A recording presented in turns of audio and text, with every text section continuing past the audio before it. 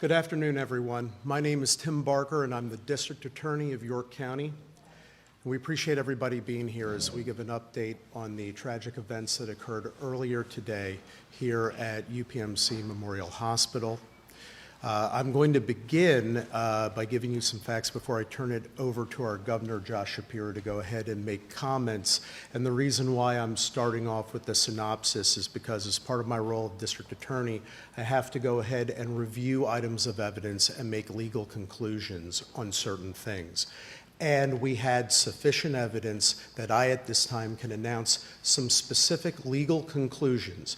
Now, I do want to mention up front that this is an ongoing investigation. There are other aspects that will still need to be looked into.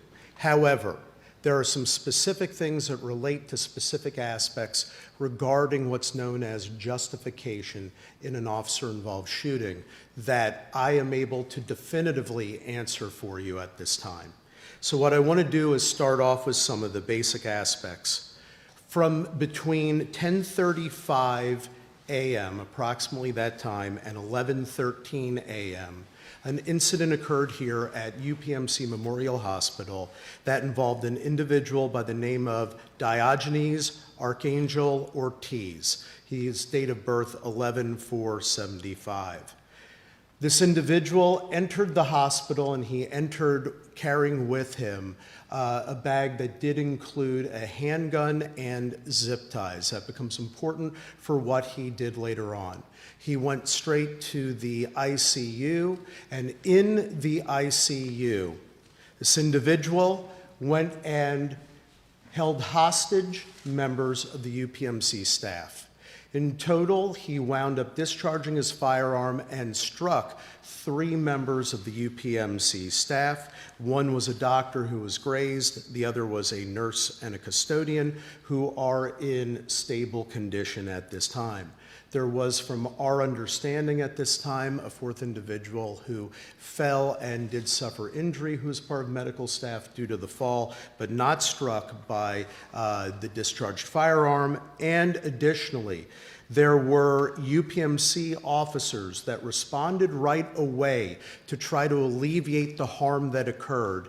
And in fact, this individual, Diogenes Archangel Ortiz, did discharge his firearm at UPMC officers. He did hold individuals hostage, and that led to contacting the authorities and to the response of multiple law enforcement agencies, which include the following: the West York Borough PD, the West Manchester Township PD, and we are located within West Manchester Township Police Department region, the Northern York County Regional Police Department, Spring-Exbury Township Police Department, Spring Garden Township Police Department, York City Police Department, Newbury Township Police Department, the Pennsylvania State Police, York County detectives from the District Attorney's Office, the York County Sheriff's Department, and overall the York County Quick Response Team, which is made up of highly trained individuals from throughout this county. Together, they came to go ahead and alleviate the harm of the situation and to go ahead and see if they could mitigate anyone from further suffering any damage from being shot or any other scenario like that. What had occurred then was there was a formation that was formed by law enforcement that was highly professional as they went to go ahead and engage Mr. Archangel Ortiz. What had occurred at that point is when they went to go ahead and breach in formation, the ICU, the individual was holding at gunpoint a member of the UPMC staff and ordered the police to get back to behind the doors. They did, so that as the person being held hostage would not be harmed, and were attempting to try to engage in discussion with Mr. Archangel Ortiz. At that time, they proceeded to go into further formation to work on how they were going to approach the individual. When he came out, Mr. Diogenes Archangel Ortiz came out holding at gunpoint a member of the UPMC staff who was also had her hands tied with the aforementioned zip ties. Holding her at gunpoint, coming out into the hallway, the officers, left with no recourse, did open fire and did shoot and kill Diogenes Archangel Ortiz. During the course of the armed confrontation that was caused by Mr. Archangel Ortiz, there were 3 officers who were struck. An officer from Northern York County Regional Police Department and an officer from Springettsbury Township Police Department were both struck, and they are in stable condition. However, Officer Andrew Duarte from the West York Borough Police Department was fatally struck and killed. This is a huge loss to our community. The first thing that I have to do is to announce the legal business at hand. As I stated, I personally watched surveillance videos, and I was able to hear firsthand interview statements that were made by officers who were present and there and who saw what occurred. I was also privy to receive statements from individuals who work for UPMC. In reviewing all of that evidence, it is absolutely clear and beyond any and all doubt that the officers were justified in taking their action and using deadly force. Quite frankly, they needed to use deadly force because by doing so, they potentially saved even more lives, even as they lost one of their own. I want to greatly thank our partners that I mentioned in law enforcement and with UPMC. They showed great bravery, great heroism. They are the reason why we are safe and why we can function. And as York Countyans, they are the backbone and lifeblood of our county. We need, as York Countyans, to come together to support our law enforcement community who is hurting right now with the loss of Officer Duarte. And we need to rally around our healthcare workers in York County as they have suffered a grave harm, an unwarranted harm, and an unnecessary harm. I will say that this did appear to be targeted at the ICU. We do have, and while this information is being developed further, I can say at this time that Diogenes Archangel Ortiz did appear to have contact previously in the week with the ICU for a medical purpose involving another individual. Information regarding all of that is going to be generated further in the future. We do not have any further information to provide at this time. But obviously, if you are arriving at a hospital with a firearm and zip ties and immediately proceed to a specific area and engage in these actions, that this was targeted on the part of Mr. Archangel Ortiz. My heart, along with everybody else in York County, breaks. In 27 years, it's been very rare that we've had to have a press conference like this in York County. We must come together and we must achieve peace. And please pray for everyone, and especially pray for the family and loved ones of Officer Andrew Duarte. May he rest in peace. Job well done, life well served. And with that, I'd like to turn it over to our governor, Josh Shapiro. Thank you, Mr. District Attorney. Let me say that here in York County today, we saw the very best and the very worst of humanity.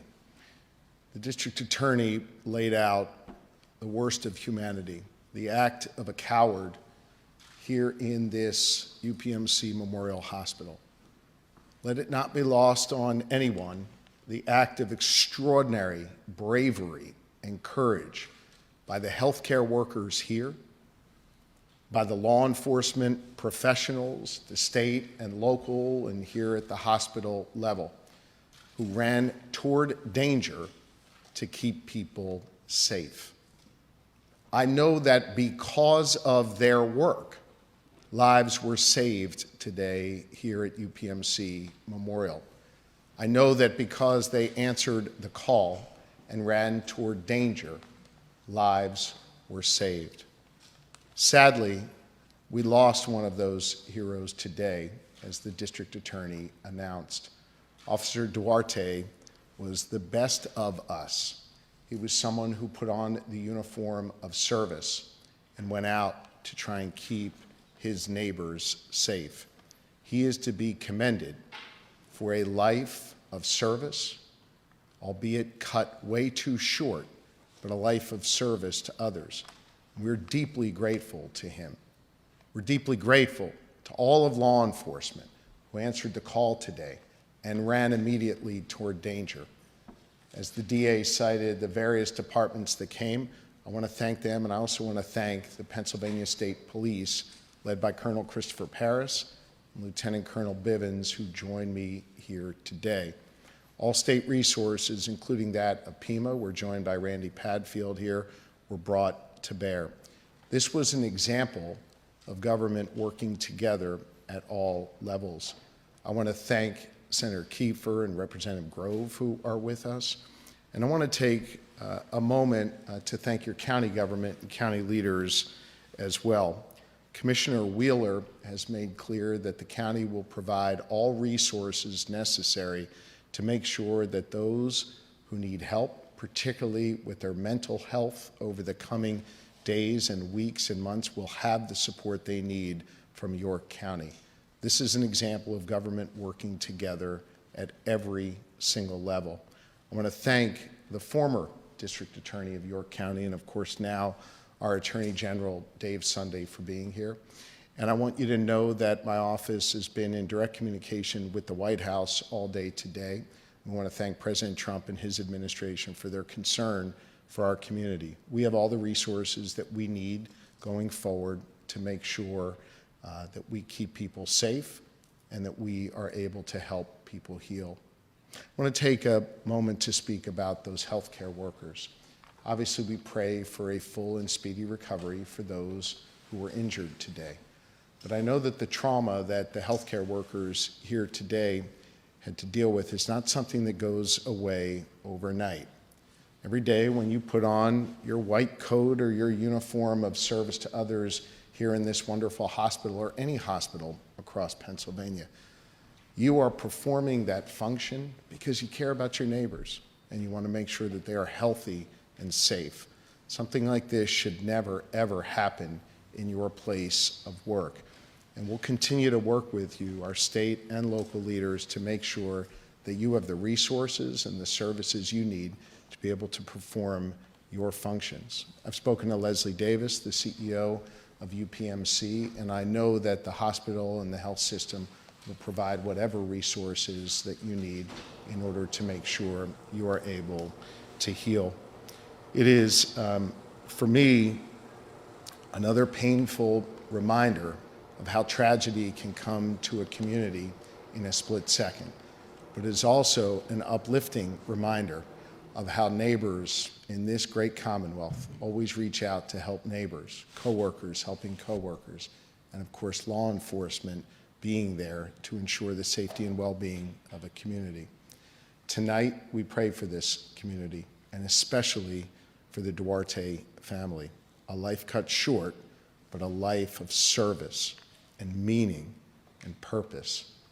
And I offer my blessings and that of my wife, Lori, our First Lady, our family, and the entire Commonwealth of Pennsylvania.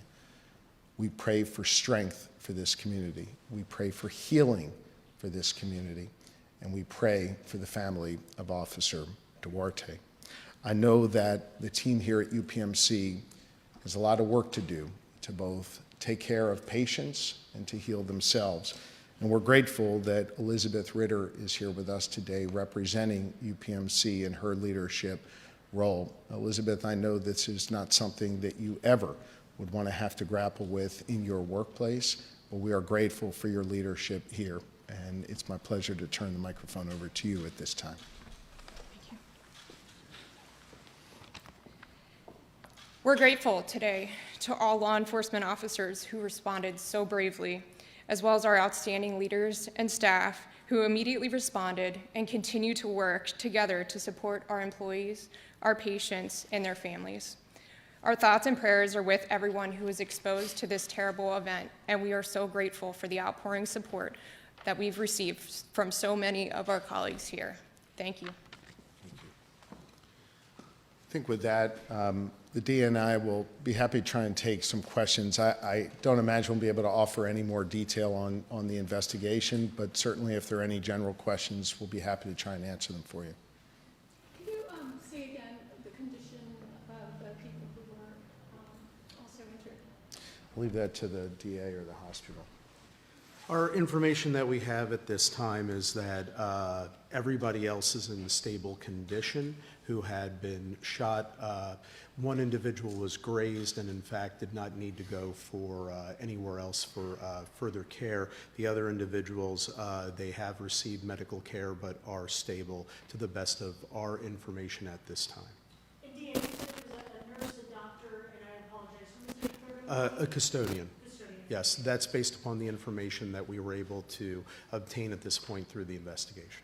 Do you know how many were held hostage with zip ties? At this point in time, it would be speculative to say the exact number. We can definitively say one individual that is being reviewed to see if it was the same individual being referred to at other points in time. So I can't speculate, and that will be subject of the further investigation. Do you know what kind of firearm was used? This would have been a handgun, a semi-automatic, if I recall correctly. I do not know more specifics yet in terms of other ballistics testing. Ballistics testing will occur. That will be ongoing. Any information about where the individuals were shot? You said the doctor was grazed, but can you give any more clarification about their injuries? At this point in time, I would not do so because we do not want to provide any misleading information. While we do have general information, it is general in character. Given the personal nature of an individual being harmed, we would not want to do anything to create any misinformation. Did Mr. Ortiz shoot anyone, or were the other people who were shot possibly shot as in the process of sort of a friendly fire scenario? So at this point in time, there's aspects that are part of an ongoing investigation. In terms of certain situations and scenarios, I will say this definitively, that we do know that Mr. Archangel Ortiz did shoot other individuals. The exact trajectory and nature of some of those gunshot wounds and how they occurred, that is subject to the further investigation. Was the person who was treated earlier in the week, was that a relative of his, and was that person still in the ICU at this time? So for purposes of privacy, until we're ready to go ahead and reveal those further aspects, we're not going to comment further. We do have information regarding that individual, but quite frankly, that individual's family, their relatives, there's notifications that would need to go through this way. So we would prefer not to say anything further about that at this time. We're trying to be very respectful to the sensitive privacy interests and nature of what all had occurred. Does the hospital have metal detectors? Is that something? So in terms of their security procedures, that's something that would be best left for further discussion. With the hospital, our focus at this point in time is on the criminal investigation in and of itself. I will say this, that the UPMC police officers did rush right in and tried to alleviate any harm, and they were, like their fellow colleagues in law enforcement, they ran into gunfire when other individuals like us get to run away. Can you just clarify the number of individuals shot, not including Ortiz?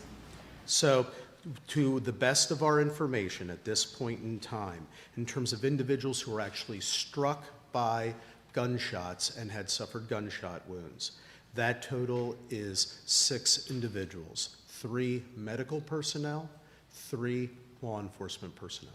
And then can you just say, or rather, can you spell the suspect's name? Yes. This is the spelling that we have, and so this is accurate to the best of our knowledge. Diogenes is Diogenes. Archangel is Archangel hyphen Ortiz, Ortiz. Where do you live? So that further demographic information is all part of the ongoing investigation that we are gathering at this point in time. One more? Did this happen in front of patients? The best way to put it is this: it did happen in an area where individuals were being treated, and clearly medical personnel was, to the extent that other patients were aware or impacted or affected by what occurred. That would be subject to further criminal investigation. However, one thing that I would note, that is not information that we would necessarily want to so readily share, because again, these are private patients who have very, very heightened privacy interests that we would want to make sure that their well-being is secured. But it is in an area of the hospital where patients are seen. Thanks, guys. Thanks, everybody. Thank you.